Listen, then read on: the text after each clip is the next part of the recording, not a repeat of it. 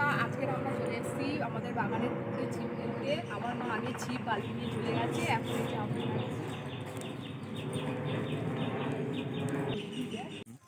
ওই যে দেখতে পাচ্ছ আমার মা ছিপ ফেলা শুরু করে দিয়েছে। এখন এই যে আমরাও চলে এসেছি পুকুরের কাছে।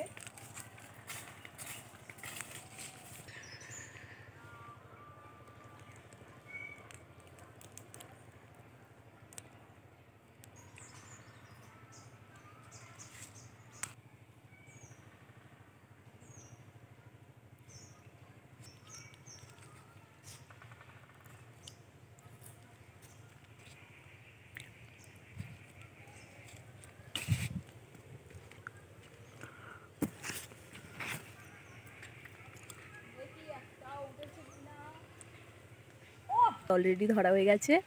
এটা হচ্ছে লাইলেন্টিকা মাছ। প্রথম মাছ তো ছাড়তে নেই, সেই জন্য ধরে রেখেছি।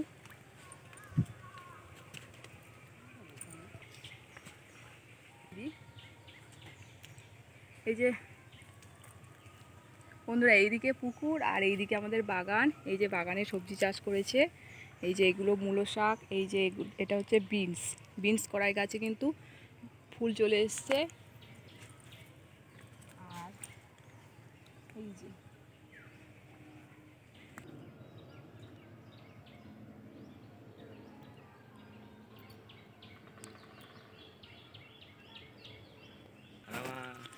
এই যে একটা মাছ উঠেছে, দেখি এটা কি মাছ? বাটা মাছ। যে একটা মাছ উঠেছে, দেখি এটা কি মাছ? এটা কি মাছ? পোনা মাছের বাচ্চা?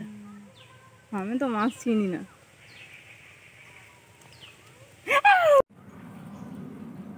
বন্ধুরা, ওই যে দেখতে পাচ্ছ আমাদের বীজ ধান ওখানে ফেলা হয়েছে, তো আমি এখন ওখানটায় যাচ্ছি, দেখি কেমন।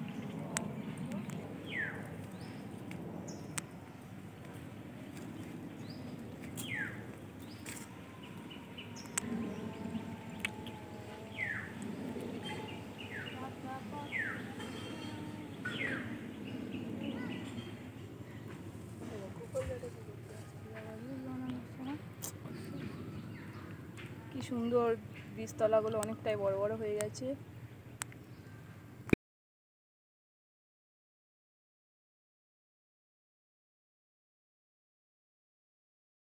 এখানটায় কত সুন্দর কলমি শাক হয়ে আছে। আর এই যে কলমি শাকের ফুল, ভালো ফুলটা ছিল। কলমি শাকের ফুলটা আমি একটু কানে গুঁজে দিই। হ্যাঁ, এটা কলমি শাকের ফুল। এগুলো হ্যাঁ, এগুলো কলমি শাক। কি দারুণ হয়ে আছে কলমি শাকের ফুলগুলো, দেখতে দারুণ লাগছে। এই ফুলটা দেখি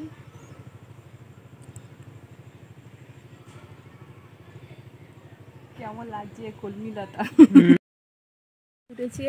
বড় লাইলেন্টিকা মাছ উঠেছে অনেকক্ষণ পরে। শীতের সময় তো মাছ বেশি উঠতে চায় না, বেশ মাছটা বেশ ভালো বড়ই আছে। এই মাছটা এবার ছাড়িয়ে নেবো, দেখি টোটাল মোট কত মাছ হলো।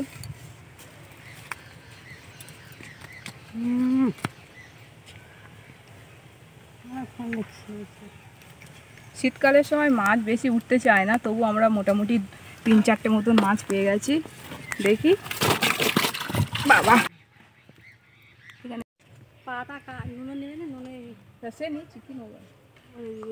বন্ধুরা মাছ ধরা হয়ে গেছে। বাবা খুব লাফাচ্ছে, মাছ ধরা হয়ে গেছে। এখন এই যে এবার বাড়িতে চলে যাব, বাড়িতে গিয়ে এবার রান্না বান্না হবে। চলে যেতে যেতে এটা আবার উঠলো, বেশ বড় মাছ। এটা বড় মাছটা নিয়ে নেব, আর ছোট মাছ একটা ছেড়ে দেব। বাড়িতেই চলে যাচ্ছিলাম, যেতে যেতে এক্ষুনি আবার এই মাছটা উঠলো। এই মাছটা কিন্তু বন্ধুরা অনেকটাই বড়।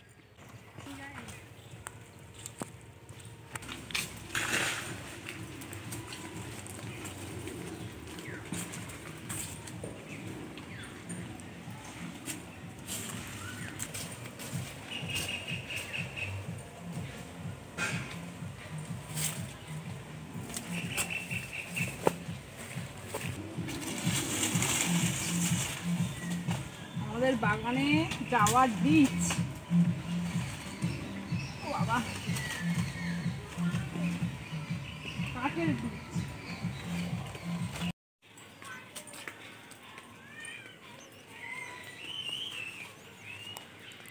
এই একটা বাগান আমাদের, এখানেও ওই চারদিকে শাক কচি এখানে গাছগুলো বেশ বড় বড় হয়ে যাচ্ছে।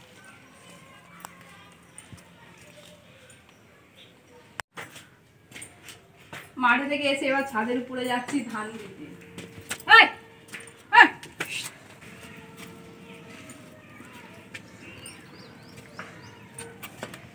আমাদের চাষের ধান এখানে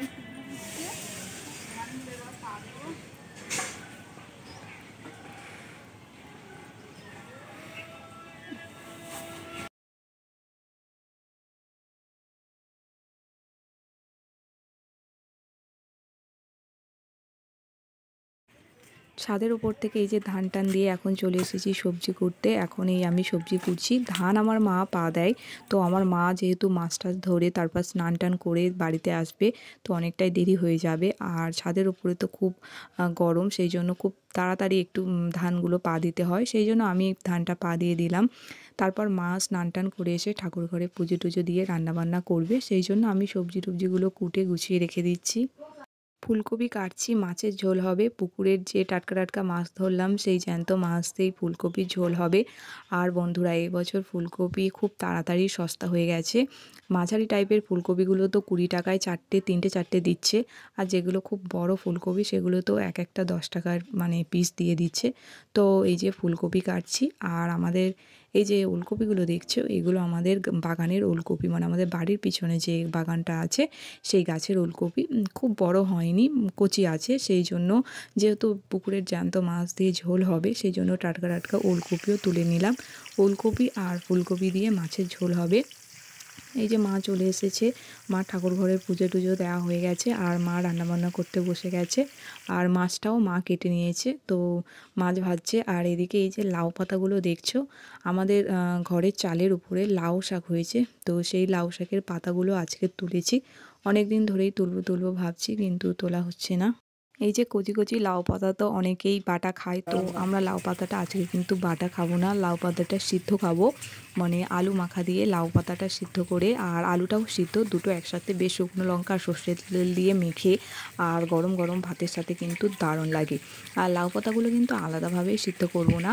এই যে লাউ পাতাগুলো আঁশগুলো ছাড়িয়ে নিচ্ছে, মানে একদম কচি কচি পাতা, কিন্তু আঁশগুলো একটু এভাবে ছাড়িয়ে নিলে বেশ ভালো হয় এই লাউ পাতাগুলো। তারপর ছাড়িয়ে নিয়ে ভালোভাবে গুছিয়ে আর খড় ধুয়ে নিয়ে ভালোভাবে বেঁধে আর ভাতের মধ্যে দেব। আর আলুটাও তো ভাতের মধ্যে দেব, দিলেই সিদ্ধ হয়ে যাবে। তো তারপর মাখলে খুব ভালো লাগবে। তো রান্না বান্না হয়ে গেছে। আর এখন এই যে আমার মা ছাদের উপরে এসছে ধানগুলো তুলে নিতে, কেননা ধানগুলো শুকনো হয়ে গেছে। আর প্রয়োজনের তুলনায় বেশি কিন্তু গরম করলে তখন কিন্তু চাল ভালো হয় না। চাল যখন মেশিনে ভাঙাতে যাওয়া হয় ধান, তখন কিন্তু চাল ভেঙে যায়, খুঁত হয়ে যায়। সেই জন্য ছাদের উপরেই তো খুব তাড়াতাড়ি গরম হয়ে যায়। তো মা ধানগুলো গুছিয়ে গুছিয়ে নিয়ে ওই যে বস্তা ভর্তি করে দিচ্ছে, আর আমার বাবা সেগুলো মাথায় করে নিয়ে নিচে নামিয়ে দিচ্ছে। আর এই যে বন্ধুরা দেখলে, এই যে ঘরের পাশে যে লাউ গাছগুলো হয়েছে, এই যে কি সুন্দর দেখো লাউ শাকগুলো হয়েছে, এই এখান থেকেই পাতা পেরে নিয়েছি।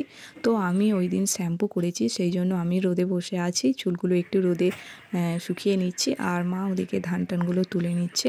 এখন কিন্তু দুপুরবেলা আমাদের খাওয়া দাওয়া হয়নি, এই ধানের কাজটা সেরে নিলাম। তারপর বন্ধুরা এই যে এখন নিচে চলে এসেছি, আর এখন আমরা খাওয়া দাওয়া করে নেবো। একটু দেরি হয়ে গেছে তো হোক, কিন্তু কাজটা তো আগে করে নিতে হবে। এই যে বন্ধুরা, এই যে লাউ পাতা সিদ্ধ, আর এখানে এই যে দুটো আলু সিদ্ধ রয়েছে। এই লাউ পাতা, আলু আর এই যে শুকনো লঙ্কা, এবার সর্ষের তেল দিয়ে ভালোভাবে মাখলে গরম গরম ভাতের সাথে কিন্তু এগুলো খেতে কিন্তু একদম দারুণ লাগে। তো আমরা এখানে সবাই আছি, খেতে বসে গেছি। আর মা এদিকে শুকনো লঙ্কা দিয়ে লবণ দিয়ে ভালোভাবে সর্ষের তেল দিয়ে লাউ পাতাটা ভালোভাবে মেখে নিচ্ছে। তোমরা যারা বন্ধুরা লাউ পাতা বাটা খাও, এভাবে কিন্তু সিদ্ধ ভালোভাবে আলুর সাথে মেখে কিন্তু খেতে পারো, দারুণ লাগবে। আর এই যে এদিকে মাছের ঝোল হয়েছে, আর এই যে সব রকম সবজি দিয়ে একটা চচ্চড়ি হয়েছে। বাবা খাচ্ছে, এখানে আমার ভাই খাচ্ছে, আর আমিও খেতে বসেছি। মা আছে ওদিকে, বড় ভাই আছে, তো সবাই মিলে খেয়ে দিয়ে নিচ্ছি। টাটকা টাটকা মাছ দিয়ে এই যে ফুলকপি আর বাগানের ওলকপি দিয়ে মাছের ঝোলটা কিন্তু দারুণ হয়েছে, গরম গরম খেতে কিন্তু খুব ভালো লাগছে। আর বন্ধুরা, মাছ কিন্তু আমি কখনো ভাতের সাথে খাই না, আমি ভাত তরকারি দিয়ে আগে খেয়ে নিই, তারপর মাছ আমি লাস্টে নিই আর মাছটা আমি লাস্টে খাই। এটাই আমার প্রথম থেকে খাওয়া অভ্যাস। আর আমি মাছের ছাল কিন্তু খাই না, আমি প্রথমে ভাত তরকারিগুলো আগে খেয়ে নিই আর শেষে মাছ নিয়ে খাই। তো এখন আমাদের সব দুপুরবেলা খাওয়া দাওয়া হয়ে গেছে। আর এই যে সন্ধ্যাবেলা মা ময়দা মাখছে। আজকে রাত্রে খাওয়া হবে রুটি আর ঘুগনি। মা এদিকে এই যে ময়দাগুলো মাখছে আর ওদিকে আমার ভাই ঘুগনিটা আমার ভাই বানাবে। এই যে এখানে ঘুগনির মটর আলু টালুগুলো সিদ্ধ হয়ে আছে। তো বন্ধুরা